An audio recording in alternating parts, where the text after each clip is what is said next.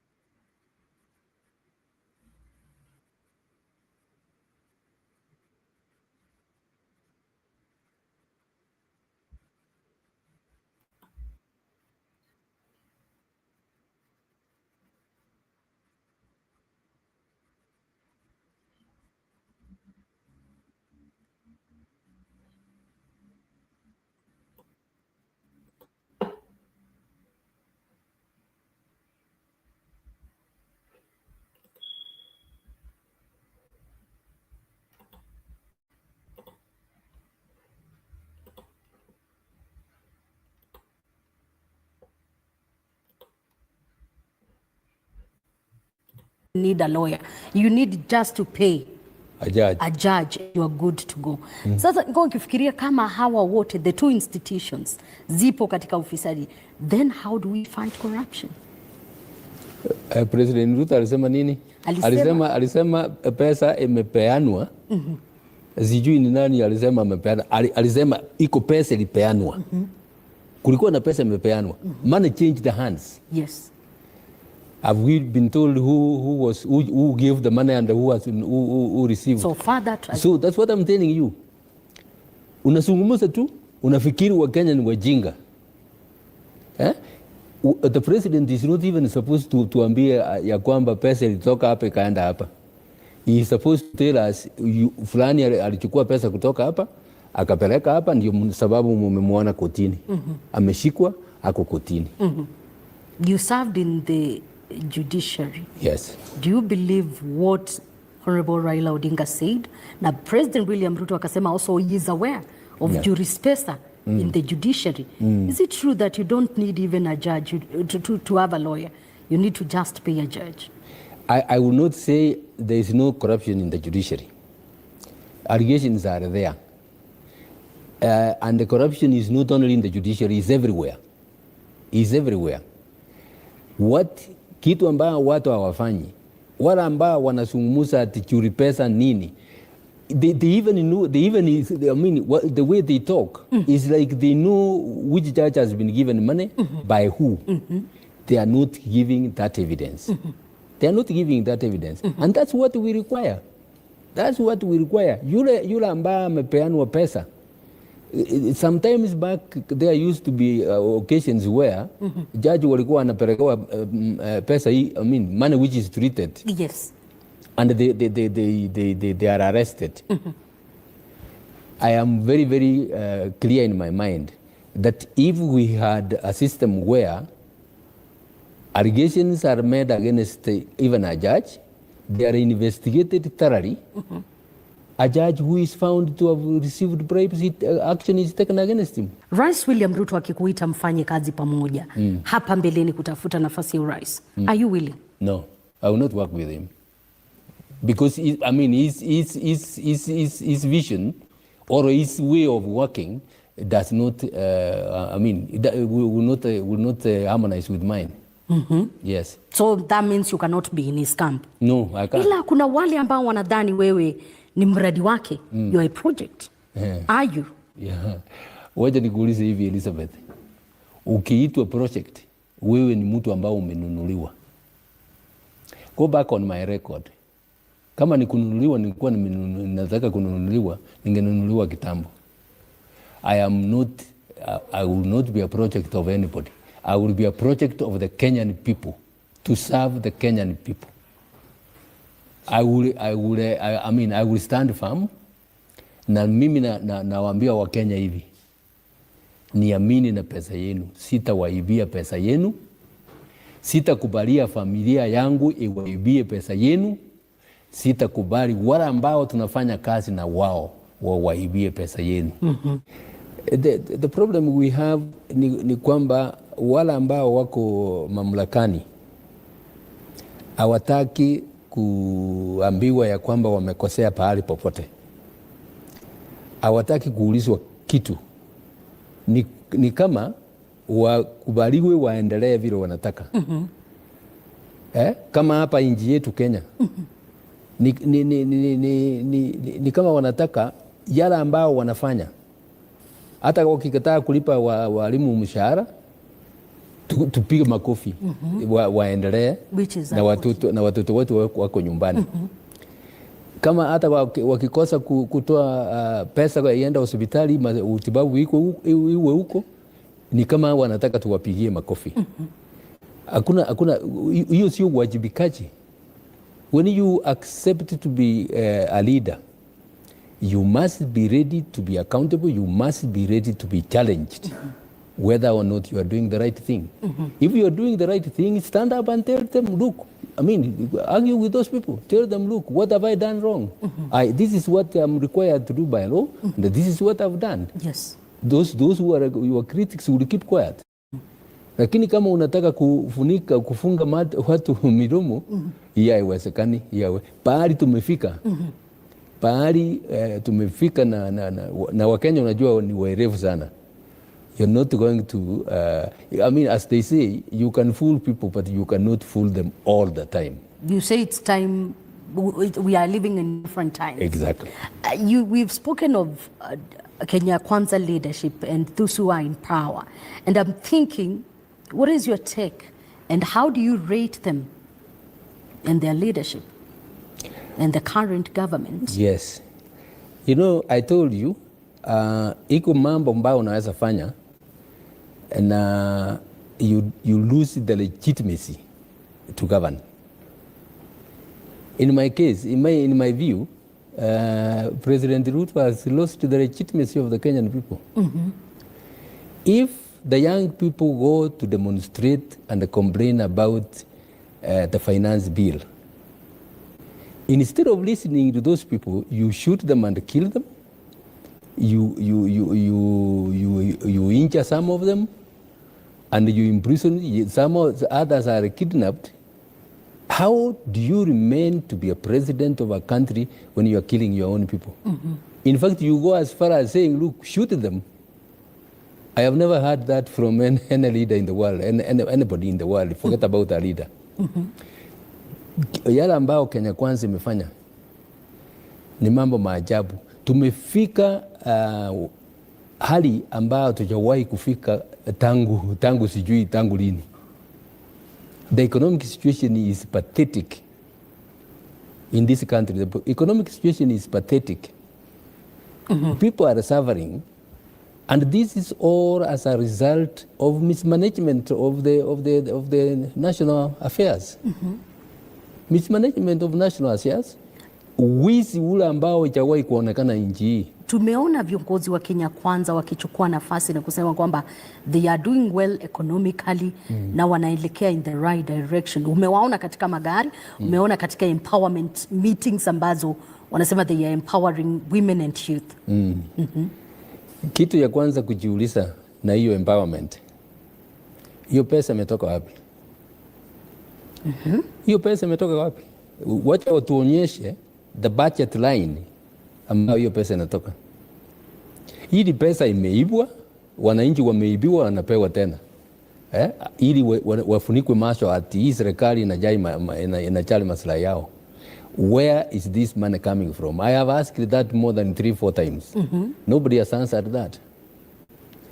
So, I mean, and let me tell you, kulingana na maoni yangu, na Wakenya wengi wanasema hivyo, Kenyans don't need handouts.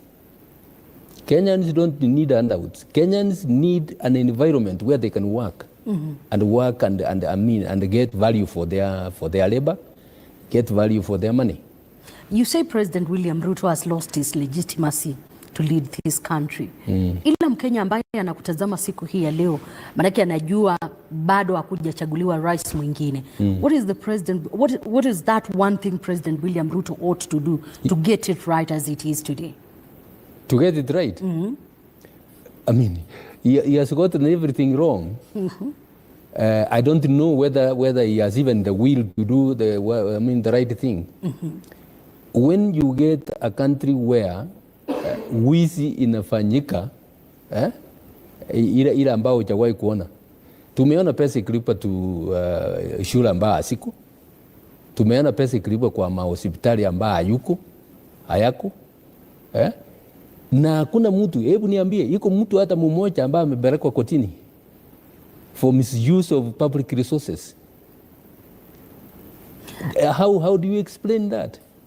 President William Ruto amekuwa akisema pia he is open to getting advice from people like you, leaders like you and other leaders. Have you ever thought it wise kwamba acha nifike basi nimwambie hapa na hapa, ni kama kidogo hauendi salama na unastahili kusonga hivi? Manake the late Honorable Raila Odinga anasema yeye alishikana na Rais William Ruto kuhakikisha kwamba at least the country stabilizes. Kwa upande wako kama kiongozi, ushaichukua hiyo jukumu? Some of the things ambao wanafanya sio atawajui. You know, mtu ambaye anahitaji kuwa advised ni yule pengine achaelewa yale ambayo yanafanyika. This is a deliberate process. Ukiangalia mambo kama ya SHA ambayo ameletea wananchi shida kubwa sana kwa mahospitali.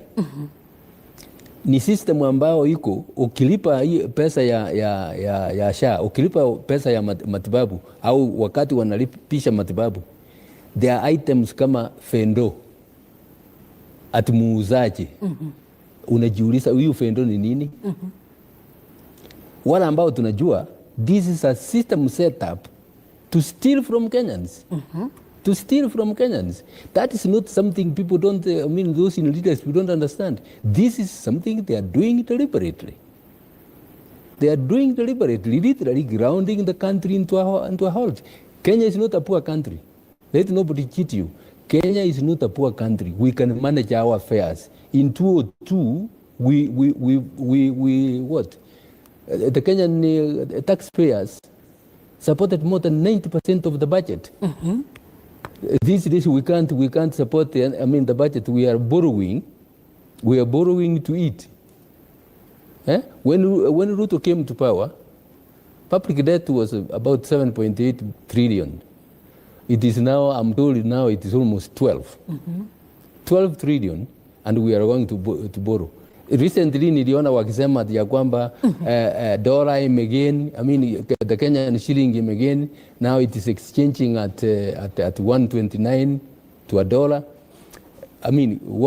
Ukizungumza na wale wataalamu wa economy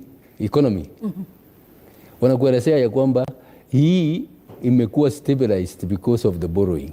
Ila President William Ruto wanasema pia wanakopa, maanake pia ni interest kulipa deni ambalo lilikuwepo, la uongozi ambao ulikuwepo, na walipata madeni mengi zaidi, hivyo kuweza kusustain their day-to-day activities na pamoja na kurun government hawawezi kusustain bila pia kukopa. They just needed to stop stealing of the resources. If they stop the stealing of the resources and make sure that they contain the waste, the wastage that is there in the government, they would have managed. As a country, we should learn to live within our means. Learn to live within our means. Inamaanisha kwamba hakutakuwa maendeleo, manake pesa zetu nyingi zinakwenda kulipa mshahara. Hata hilo waziri wa fedha John Mbadi amesema ni kulipa mishahara pamoja na current expenditures, ndicho kitu ambacho kinachukua majukumu yote ya pesa ambazo wanapata. Ina maana kwamba if we live within our means, tunabaki bila pesa za maendeleo? No. No. The wage bill, when you are doing the planning, you know there is an accepted percentage that should go to the wages. You have got to manage the affairs within that, so that you don't pay half of the GDP to pay salaries of only 2% of the Kenyan population of like 52 million. That's not sustainable. It is a question of management. Niruhusu nikulete kwa broad based ambayo hayati Raila Odinga alikuja ndani yake, na sasa umewasikia wandani wa broad based wakisema kwamba wanataka kusalia ndani ya serikali. Na nilikuwa nikifikiria, how do you think of the broad based government? Kulikuwepo na handshake na sasa tumeingia kwa broad based. Is it the solution we need wakati ambapo yeyote anashindwa katika uchaguzi? Those who choose to be there, that is their own choice. That's their own choice. When Ruto is voted out, they will be voted out. If they remain with him, they will be voted out as well. So that is their own choice. What Kenya needs is management of the Kenyan resources in a prudent way, and we will be able to meet our obligations. And we will even have more money to do development. So hii mambo ya kukopa kila mara everywhere, and as I told you, to make matters worse, ni kukopa uje kulipa mishahara when you can stop wastage, when you can stop stealing, na ulipe hiyo mshahara. Yes. I know you are a great defender of the 2010 constitution. Yes. But kuna wale ambao wanahisi kwamba the 2010 constitution, it's time ifanyiwe marekebisho. Baadhi ya vipengele they are not achievable, including kile ambacho ulikuwa umeibua maswali kwake cha 2/3 gender rule, miongoni mwa mengine, na pia to cure some of the problems we have wakati ambapo tunamaliza uchaguzi. Constitution ya Kenya ni moja sa one of the best in the world, with wonderful provisions. Bill of Rights, wonderful provisions. Haijatekelezwa. To what extent? Almost two-thirds, I mean more than two-thirds extent. It has not been followed. Chapter 6 talks of integrity, leadership and integrity. We have not followed that. Ukijua wale watu ambao wanasimamia some commissions, wale ambao wameachiliwa, they are people who are least qualified, and as a result the country is suffering. If you get people who are qualified and put them in their positions, and you demand results. I'm aspiring to become president of this country. One thing I will deal with firmly is to make sure that we get the right people to man the right positions. Yes. And then you demand results from them. And we have no shortage of them. Wakenya, tuko na Wakenya wengi ambao wanaweza kutekeleza hiyo kazi na watekeleze vizuri. Kitu tu wanataka ni mtu ambaye anasimama awaambie hapa uizi hakuna, na akuwe pia yeye ashiriki. You know, you cannot, you walk the talk. Uki walk the talk, uambie kwa kinaga, mnasema kwa kinaga? Kinaga ubaga. Kinaga ubaga. Ya kwamba ukipatikana umeiba, hakuna haja ya kuongojea, we resign na ungojee kwenda chela. You believe we have the laws zenye zinahitaji kupigana? We don't need any new laws. We have more than enough. We are more than enough to deal with that. All that needs to be done is to enforce the law. To enforce the law. Wezi ambao wanaiba pesa, wapelekwe kotini na utaona yale ambao yanafanyika. When you don't enforce the law, watu wanaona kumbe hapa unaweza kufanya kitu na hakuna mtu ambaye anakufuata. And that's what is happening. That's what is happening in the country. I have said that I want to implement the constitution. Yes. Ukisema wewe unatekeleza katiba na unataka kusimamisha wizi, you just go to chapter 12 of the constitution, which deals with public finances. Inasema very well vile hiyo pesa ya serikali inatakikana kutumika. Ufuate hayo maagizo. Yes. Yule ambaye afuati hayo maagizo achukuliwe hatua. Na wait Elizabeth, ngoja nikwambie hivi. You get 1-2 governors behind the bars, wengine watafuata. Okay, if there's one AI site builder you need to meet, this is Dope Tech from Wix. Okay. You've expressed openness to working with other opposition leaders. What would be non-negotiable issue based on principles for any coalition you join?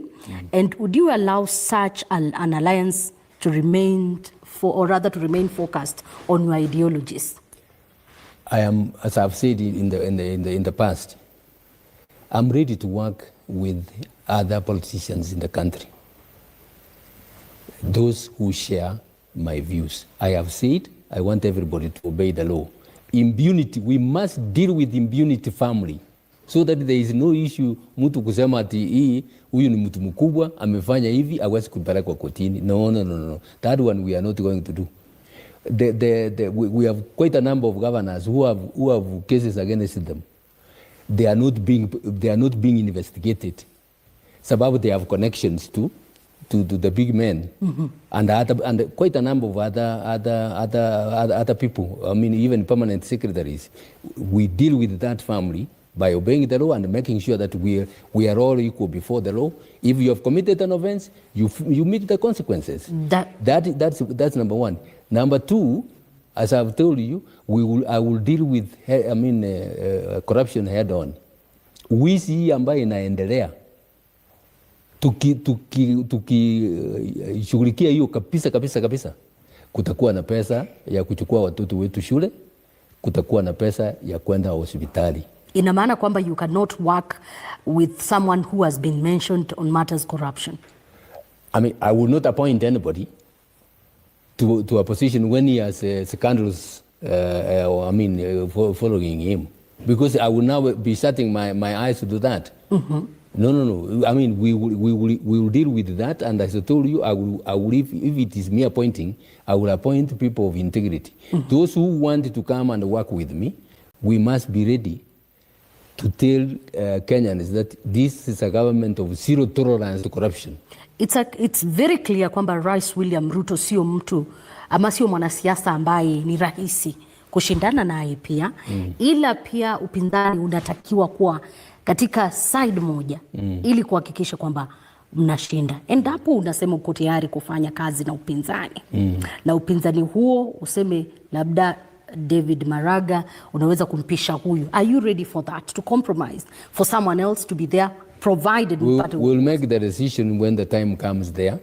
We'll make the decision when the time comes, and let me tell you, the way things are in the country, Kenyans want change and fundamental change. Let me tell you, they want fundamental change. They don't want cosmetic changes which don't go into the root of the problems.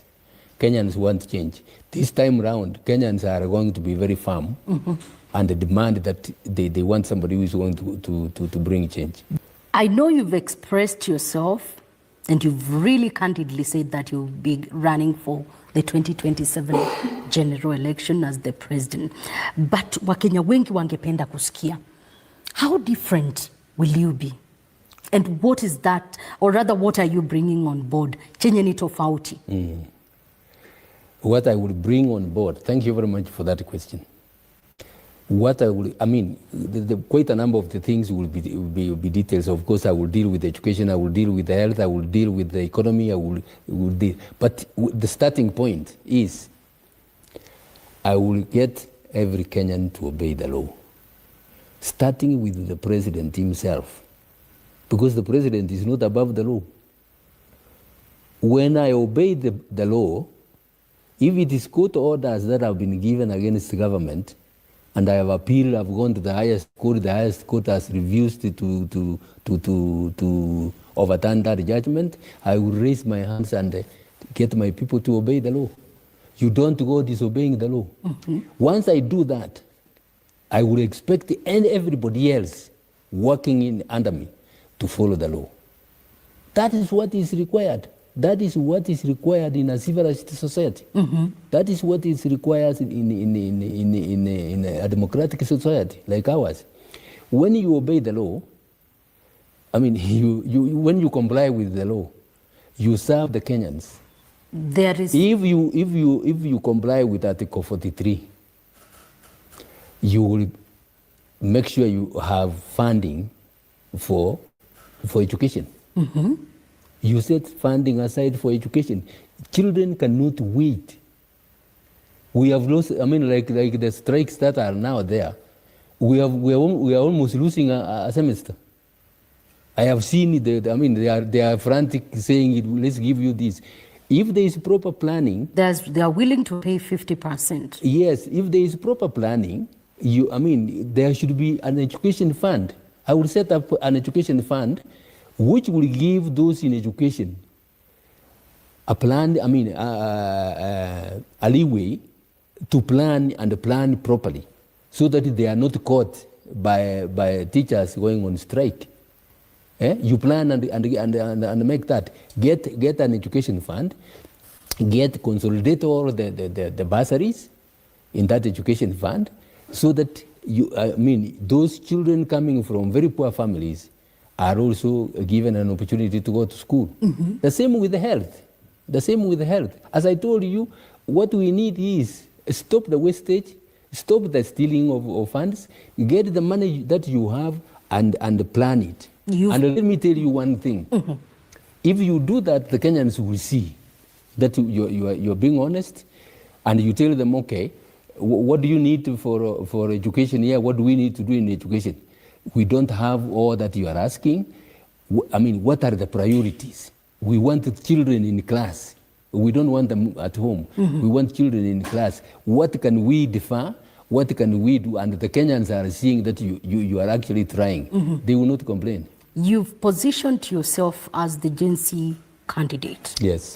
And this comes with the question of unemployment, which is one of the greatest challenges we have in this country. Yes. President William Ruto has tried as much as he can, including kuexport our young people kwa mataifa ya kigeni kutafuta ajira ama kuwatafutia ajira. How will you solve this? Because the young people will be looking up if you get the position. You said President Ruto has tried. He has not.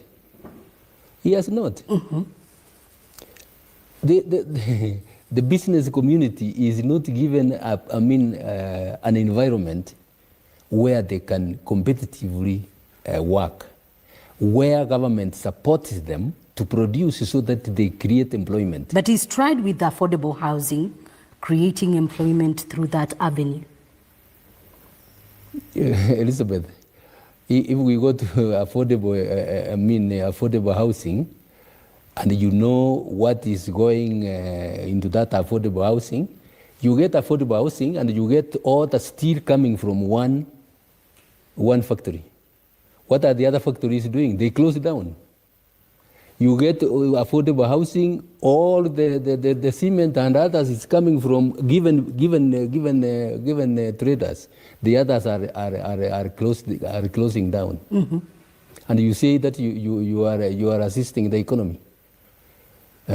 First of all, that project, that housing levy, alone, the way it is being administered leaves a lot to be desired. That means when you get power, if you get power, you will not be having the taxation on housing. I'll scrap it immediately. Mm-hmm. I'll scrap it immediately. Most of the people who are paying that are people who already have mortgages. Some of them have mortgages. Some of them have planned. You go and build. You get a house and build it. Say it's Cheurimoyo.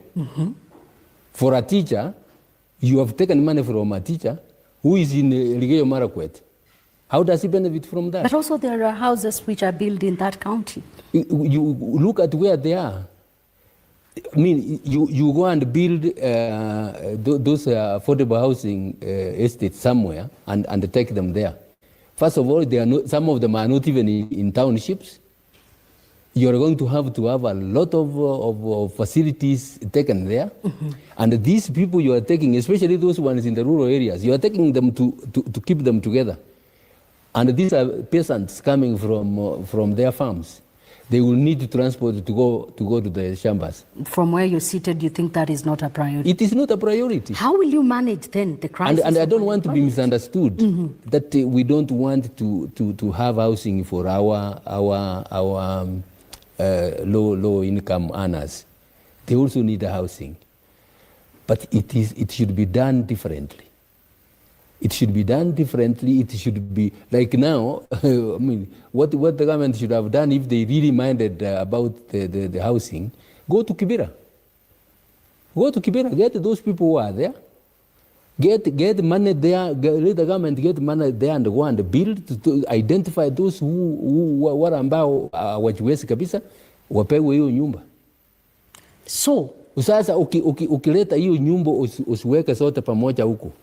How will you navigate the challenge of unemployment in this country? Yes, the challenge of unemployment in this country.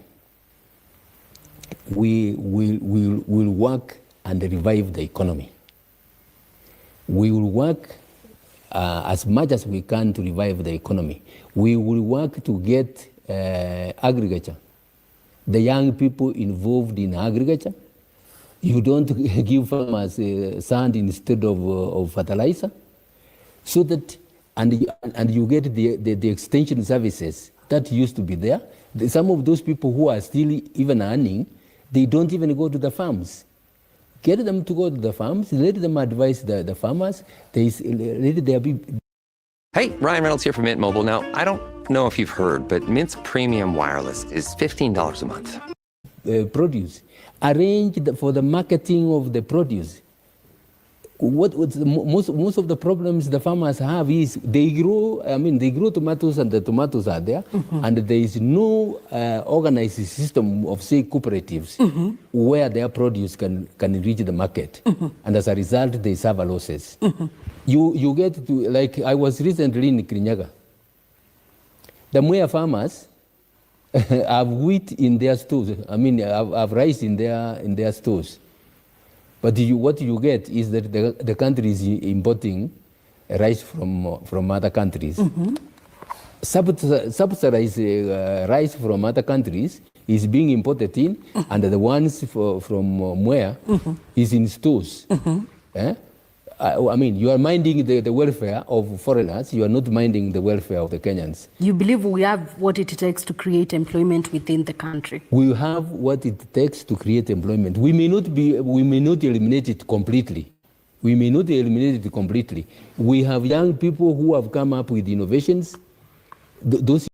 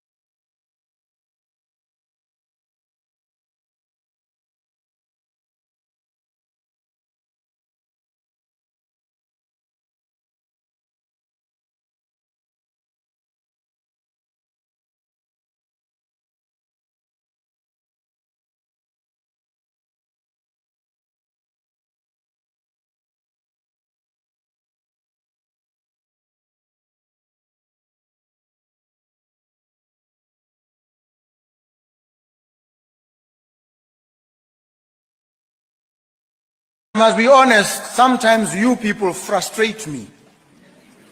I must tell you the truth. Sometimes I get frustrated by you, public officers, with your rigidities, your routinized sluggishness, your reticence, your inability to respond instantly, decisively, boldly, objectively to pressing and trenchant problems. Because you recoil and you fall back on what has happened before, regardless of the fact that it has not worked. So sometimes I get frustrated by yourselves. You are too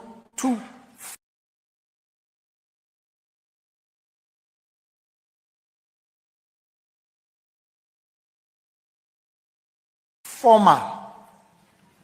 That's why you refer to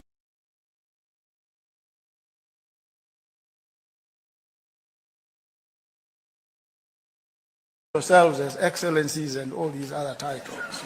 I'm just a boy.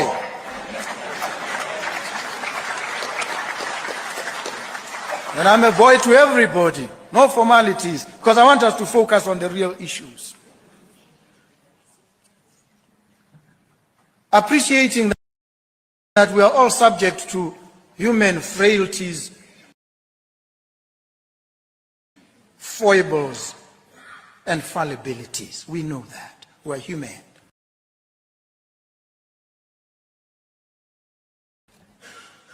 We're not deities. And so when we engage, we must engage alive to all these simple realities. I am a doer. I am a doer unapologetically.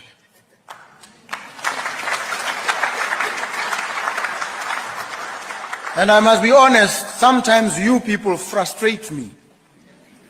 I must tell you the truth. Sometimes I get frustrated by you, public officers, with your rigidities, your routinized sluggishness, your reticence, your inability to respond instantly, decisively, boldly, objectively to pressing and trenchant problems. Because you recoil and you fall back on what has happened before, regardless of the fact that it has not worked. So sometimes I get frustrated by yourselves. You are too formal. That's why you refer to yourselves as excellencies and all these other titles. I'm just a boy.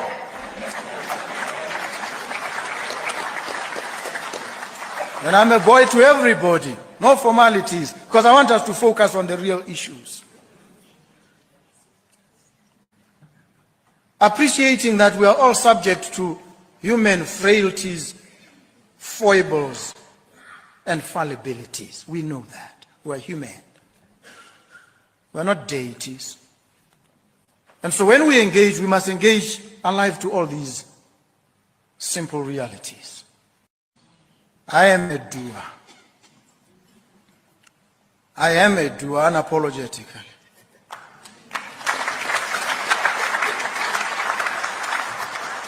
And I must be honest, sometimes you people frustrate me.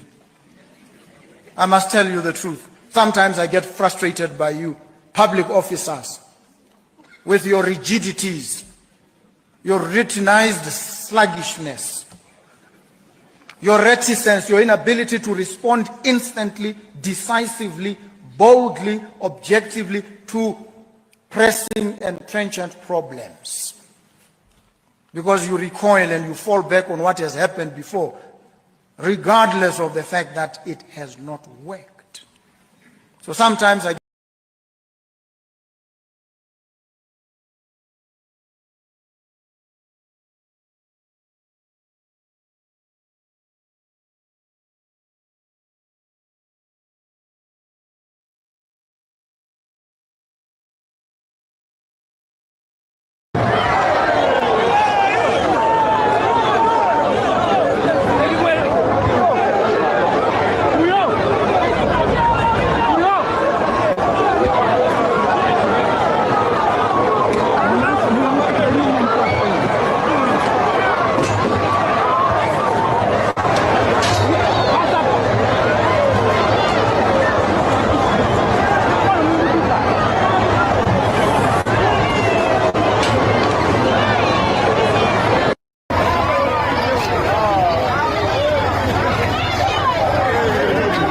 rai pena bakava rai pena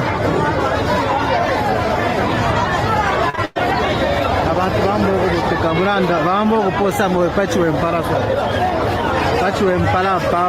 bali chiwe mpala kuno kuchiwe mpala bakateka bachira pera speech hapo so government bambo okuposa mawe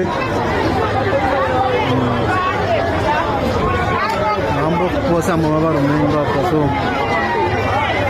president wafiro kwata meeting rari n'abarumendo so abantu abambo kusarangana